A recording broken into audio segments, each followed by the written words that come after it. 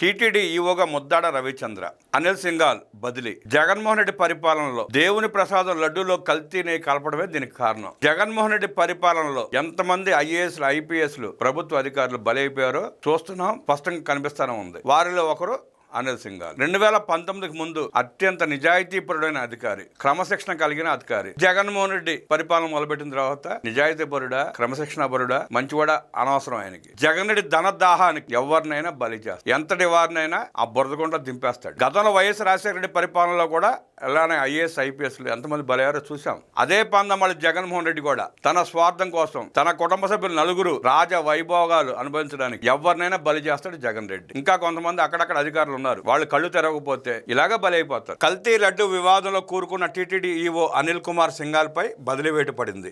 జగన్ రెడ్డి ప్రభుత్వంలో టీటీడీకి నెయ్యి సరఫరా నిబంధనలను మార్చిన సమయంలోనూ ఆయనే టీటీడీ ఈవోగా ఉన్నారు. ఇప్పుడు సుప్రీంకోర్టు నియమించిన సిట్ నివేదికలో అసలు ఆవులు లేవు, నెయ్యి లేదు, అంతా రసాయన మిశ్రమమని తేల్చడంతో ప్రభుత్వం చేతిలో ఉన్న అధికారాన్ని ఉపయోగించి ఆకస్మికంగా అనిల్ సింఘాల్పై వేటు వేశారు.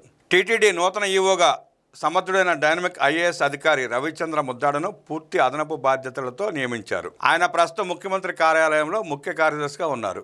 ఆ విధులు నిర్వహిస్తూనే టీటీడీ ఈవో బాధ్యతలు కూడా చేపట్టనున్నారు. రవిచంద్ర ముద్దాడ 1996 బ్యాచ్కు చెందిన ఆంధ్రప్రదేశ్ కేడర్ ఐఏఎస్ అధికారి. ఉమ్మడి రాష్ట్రంలో 2003లో రంగారెడ్డి జిల్లా జాయింట్ కలెక్టర్గా అప్పట్లో సంచలనం సృష్టించారు. వివాదాస్పదంగా మారి కబ్జాకు గురైన 100 కోట్ల భూమిని కాపాడి ప్రభుత్వానికి అప్పగించి గుర్తింపు పొందారు. ప్రభుత్వ విధానాల రూపకల్పనలో మేటి అధికారిగా పేరు పొందారు. నెల్లూరు, తూర్పుగోదావరి జిల్లా కలెక్టర్గా మంచి పేరు తెచ్చుకున్నారు.